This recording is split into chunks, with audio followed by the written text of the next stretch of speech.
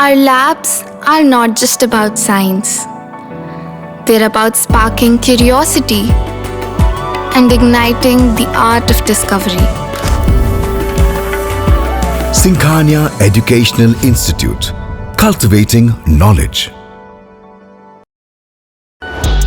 One day नायक चलता रहा है सिर्फ आई इंडिया पर।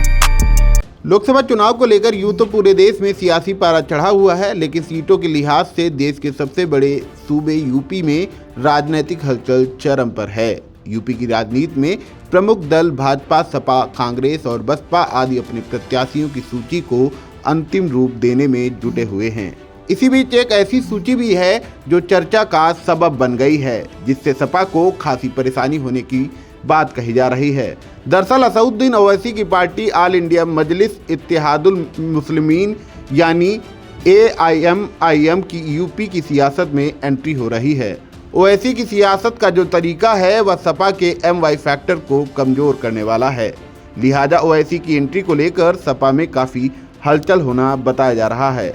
मिल रही जानकारी के मुताबिक AIMIM ने यूपी की 20 लोकसभा सीटों पर फोकस किया है। पार्टी की प्रदेश इकाई ने इन 20 सीटों पर उम्मीदवारों के नाम तय कर लिए हैं। कहा जा रहा है कि इन नामों को अंतिम मंजूरी के लिए राष्ट्रीय अध्यक्ष यानी असदुद्दीन ओवैसी को भेज दिया गया है। इसी सूची में आजमगढ़, फिरोजाबाद, बुलंदशहर, बहराइच, बरेली, रामपुर, सहारनपुर, नगीना, अलीगढ़, कैराना, अमरोहा, बिजनौर, मेरठ, मुरादाबाद और संभल आदि सीटों के नाम शामिल हैं। यूपी की यह सभी सीटें या तो मुस्लिम बाहुल हैं या इन पर मुस्लिम मतदाताओं की प्रभावशाली संख्या है, यानी वह नतीजे में हेरफेर करने की ताकत रखते हैं। पहले से भी लोकसभा के चुनाव अखाड़े में भाजपा और सपा में कड़ी जंग होने की बातें कही जा रही हैं। ऐसे में ओवैसी की पार्टी का उम्मीदवार अगर जरा सा भी मजबूती से लड़ जाता है तो इसका नुकसान सपा को हो सकता है।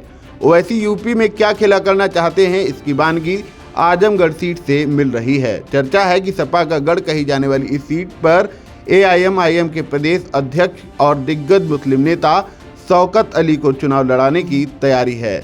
इसके अलावा यह बात भी सामने आ रही है कि असदुद्दीन ओवैसी अपने प्रत्याशियों के पक्ष में कई चुनाव रैलियों को संबोधित करेंगे।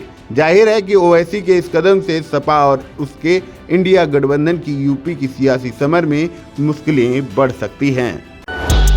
वनडे नायक चलता रहा है सिर्फ आई इंडिया पर।